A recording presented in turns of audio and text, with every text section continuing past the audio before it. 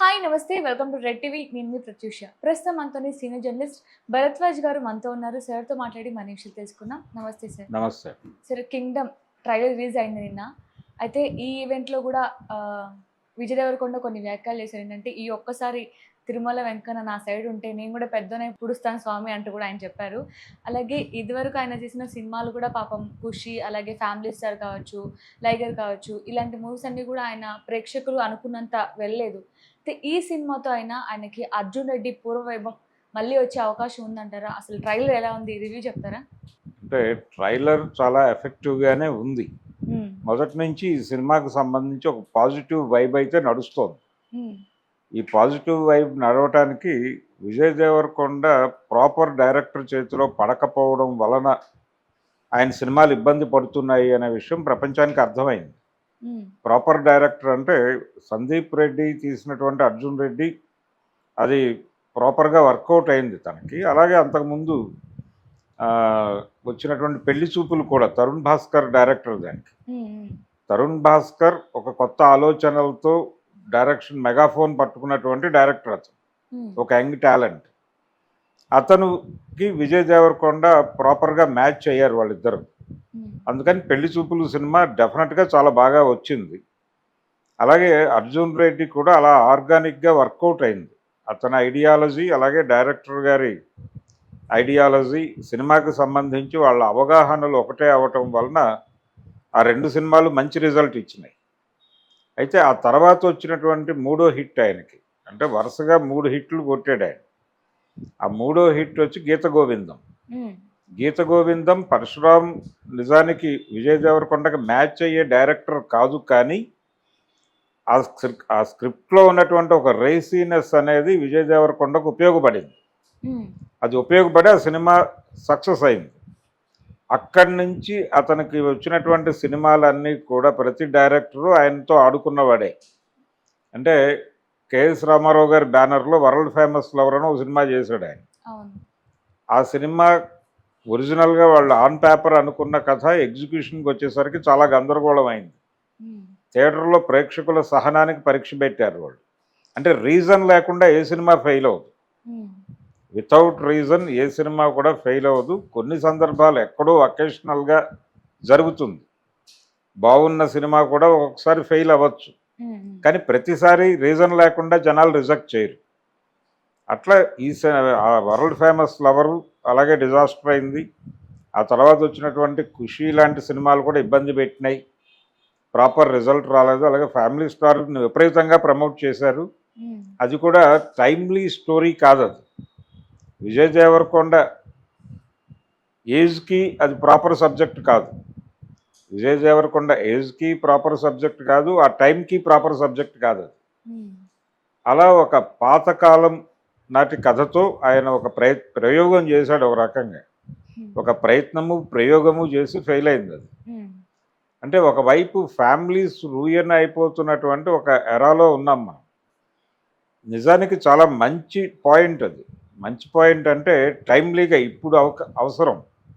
అంటే కుటుంబాలు కంపార్ట్మెంటల్గా చీలిపోతున్నటువంటి ఒక సందర్భం ఉంది అనేది చెప్పి ఒక యూనిఫికేషన్ కోసం ఒక ప్రయత్నం చేస్తున్నటువంటి కుర్రాడిగా విజయ్ దేవరకొండ క్యారెక్టర్ని నడిపుంటే ఆ సినిమా దక్కేది. కానీ అలా కాకుండా ఒక పాతకాలపు లైన్ అనుకున్నారు. అందుకని ఫ్యామిలీ స్టార్ అనేది ఆయనకి ఒక ఫెయిల్యూర్ అనుభవాన్ని ఇచ్చింది. కానీ నాగవంశి గారు నిన్న ఈవెంట్లో కూడా చెప్పారు, ఈ సినిమా అర్జున్ రెడ్డిలో ఏ విధంగా అయితే విజయ్ దేవరకొండ ఉన్నారో అదే విధంగా మళ్ళీ మీరు ఈ సినిమా ద్వారా చూస్తారంటే కూడా ఆయన చెప్పుకొస్తున్నారు. అదే అంటే ఒక ప్రాపర్ డైరెక్టర్, ఇప్పుడు అతను డైరెక్టర్ మీద ఒక హోప్ ఉంది ఆడియన్స్కి. గౌతమ్ తిన్ననూరి మీద ఒక హోప్ ఉంది, ఒక ఎక్స్పెక్టేషన్ ఉంది. ఆయన చేసినటువంటి గత సినిమాలు జెర్సీ ఇవన్నీ కూడా ఒక ఎమోషనల్ డ్రామాలుగానే నడిచినాయి. ఒక చిన్న పాయింట్ తీసుకుని చాలా ఎమోషనల్గా డ్రైవ్ చేయడంలో అతనికి ఒక ప్రత్యేక టాలెంట్ ఉంది. అయితే ఈ సినిమాకి అతను ఎంచుకున్నటువంటి లైన్ కూడా ఎమోషనల్గానే ఉంది. ఆ ఎమోషన్ విజయ్ దేవరకొండలో ఉన్నటువంటి ఫైర్తో మ్యాచ్ అయితే ఈ సినిమా ఆడియన్స్లో మంచి రిజల్ట్, అంటే ఆడియన్స్లో ఒక పాజిటివ్ మూడ్ క్రియేట్ చేస్తుంది అంటంలో డౌట్ అక్కర్లేదు. కాబట్టి రిజల్ట్ పాజిటివ్గా ఉంటుందనే కాన్ఫిడెన్స్ ఉంది అందరికీ. ట్రైలర్ కూడా కాన్ఫిడెన్స్ని ఇచ్చింది, డెఫినెట్గా కాన్ఫిడెన్స్ని ఇచ్చింది. కాబట్టి ఈ సినిమా 31వ తారీఖు ఆడియన్స్ ముందుకు వస్తుంది. ఆల్రెడీ బుకింగ్స్ ఓపెన్ అయినాయి, బుకింగ్స్ ఆన్లైన్ బుకింగ్ ఓపెన్ అయింది, రష్ మొదలైంది.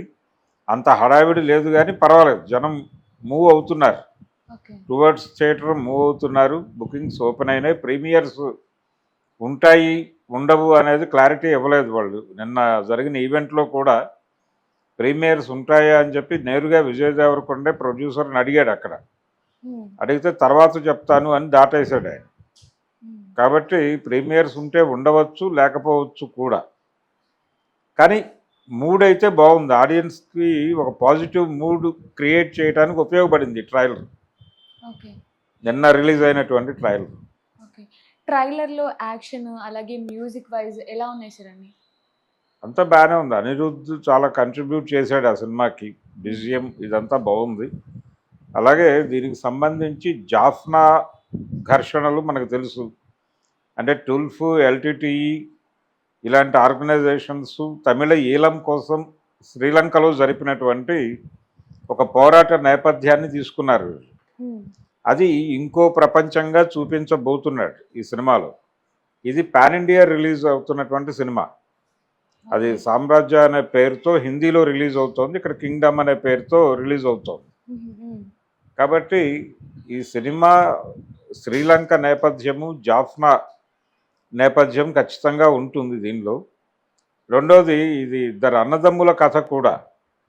అంటే ఒక జాతి పోరాటాన్ని అణిచేయటానికి జరుగుతున్నటువంటి ప్రయత్నాల్లో ఆ జాతి పోరాటాన్ని వేయటం కోసం వెళ్ళినటువంటి ఒక స్పై ఒక బ్రదర్ అయితే, ఆ పోరాటానికి నాయకత్వం వహిస్తున్నటువంటి వాడు ఇంకో బ్రదర్. వాళ్ళిద్దరి మధ్య ఒక ఎమోషనల్, అంటే చిన్నప్పుడు వాళ్ళిద్దరి మధ్య ఒక ఎమోషనల్ బాండింగ్ ఉండింది. అది ఇప్పుడు కూడా ఉంది. కాకపోతే ఇద్దరు భిన్న ధృవాలుగా ఉన్నారు. ఆ భిన్న ధృవాల మధ్య ఘర్షణ ఎలా ఉంటుంది, ఒకళ్ళనొకళ్ళు విపరీతంగా ప్రేమించేటువంటి అన్నదమ్ముల మధ్య ఘర్షణ వస్తే ఆ ఘర్షణ ఎలాంటి వైలెన్స్కి దారితీస్తుంది, ఎవరు ఎలా మారతారా లేకపోతే ఎవరి అభిప్రాయాలకు వాళ్ళు నిలబడతారా అనేది ఒక క్యూరియస్ పాయింట్.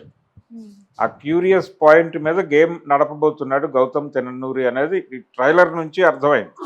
సరే, ఆ ట్రైలర్లో కూడా ఎక్కడ కూడా మనకి only Vijay Deverakonda brother character వీళ్ళిద్దరిని మాత్రమే చూపించారు. అంటే ఇంకొక విలన్ ఉన్నట్లు కూడా ఎక్కడ కనిపించలేదు. అంటే విజయ్ దేవరకొండ ఫ్యాన్స్ అందరూ కూడా ఇప్పుడు విజయ్ దేవరకొండకి ఒక గట్టి విలన్ ఇస్తేనే బాగుంటుంది, ఏమైనా డిసప్పాయింట్ అయ్యే ఛాన్స్ ఏమైనా ఉంటుందా విలన్స్? ఏముండదు. అంటే ఇది ఒక ఎమోషనల్ బాండింగ్. అంటే అన్నదమ్ముల కథ అనేది అన్ని సందర్భాలకి వర్తిస్తుంది. అన్ని సందర్భాలకి అంటే ఇన్ ది సెన్స్ ఈ సినిమాలో ఒక జాతి పోరాటాన్ని చూపిస్తున్నారు. జాతి పోరాటం అంటే శ్రీలంకకి ఎప్పుడో వెళ్ళిపోయి అక్కడ సెటిల్ అయిపోయినటువంటి తమిళులు వాళ్ళు ప్రత్యేక దేశం కోరుకుంటూ ఒక ఉద్యమం చేశారు. ప్రత్యేక అంటే ఈలం కోసం, ఈలం అంటే ప్రత్యేక దేశం అనే కోరిక. కాబట్టి తమిళ ఈలం కోసం వాళ్ళు జరిపినటువంటి పోరాటం, ఆ పోరాటాన్ని అణిచివేసినటువంటి పద్ధతి. వాళ్ళు కూడా అన్నదమ్ములుగా కలిసి ఉన్న వాళ్ళే. శ్రీలంకలో అన్నదమ్ములుగా సింగిలిన్స్తో కలిసి ఉన్న తమిళియన్స్ వాళ్ళు మేము వేరే దేశంగా ఏర్పడతాము అన్నప్పుడు ఖచ్చితంగా అది అన్నదమ్ముల యుద్ధంగానే ప్రపంచం మాట్లాడుకుంది మొదట. కానీ ఎవరి ప్రయోజనాల కోసం వాళ్ళు యుద్ధం చేశారు. అందుకని ఈ కథలో అవన్నీ కలిసి ఉన్నాయి. అందుకని ఇద్దరు అన్నదమ్ములు, ఒకవైపు ఇటు నుంచి ఒక బ్రదరు, అటు నుంచి ఒక బ్రదరు ఉంటే అన్న అటు నుంచి ఉన్నాడు అనేది మనకి ట్రైలర్లో ఎస్టాబ్లిష్ అయింది. ఇతని తమ్ముడు, ఆ అన్న ఎవరు అనేది కూడా ప్రాపర్గా రిజిస్టర్ కాలేదు. అంటే ఒక క్యారెక్టర్ చూపించారు అక్కడ, సత్యదేవ్ అనుకుంటాను బహుశా ఉన్నాడు, అలా ఒక క్యారెక్టర్ ఉంది. నిజంగా ఆ బ్రదర్ ఎవరు అనేది చిన్న కన్ఫ్యూజన్ ఉంచాడు డైరెక్టర్. దాంతోపాటు మెయిన్ విలన్ ఎలాగూ ఉంటాడు సినిమాలో. ఆ కాన్ఫ్లిక్ట్ తర్వాత రివీల్ అయిపోతుంది జనాలకు థియేటర్కి వెళ్ళిన తర్వాత. థియేటర్కి వెళ్ళటానికి ఈ ఎమోషన్స్ చాలు, ఈ క్లారిటీ చాలు ఆడియన్స్కి. ఇంతకంటే ఎక్కువ క్లారిటీ ఇవ్వాలని వాళ్ళు అనుకోవట్లేదు. రెండోది, స్టోరీ రివీల్ చేయాలని కూడా అనుకోలేదు. అందుకని ఒక చిన్న సస్పెన్స్ ఉంచి ఈ సర్ప్రైజింగ్ ఎలిమెంట్స్ అన్నీ అక్కడికి వెళ్ళాక రివీల్ చేద్దామనే ఉద్దేశంతో హోల్డ్ చేసి పెట్టారు అంతే. సార్ విజయ్ దేవరకొండ నిన్న ట్రైలర్ లాంచ్ ఈవెంట్ లో ఒక మాట అన్నారు సార్. అది కూడా చిత్తూరు భాషలో ట్రై చేశారు. అదేంటంటే ఈసారి కానీ ఏడుకొండల వెంకన్న స్వామి కానీ నా సైడ్ ఉంటే నేను కూడా పెద్దోనైపోతా స్వామి అంటూ కూడా ఆయన వ్యాఖ్యానించారు. మరి నిజంగానే ఆయన అయిపోతారా? అంటే ఈ సినిమా ప్రాపర్ హిట్ అయితే నెంబర్ 1 పొజిషన్లోకి వెళ్ళిపోయే అవకాశం ఉంది. ఈసారి దేవుడి దయ వలన అది సాకారం అవుతుంది అని అదే ఆయన కళ. అంటే నెంబర్ 1 అవ్వాలి అనేది ఆయన కళ.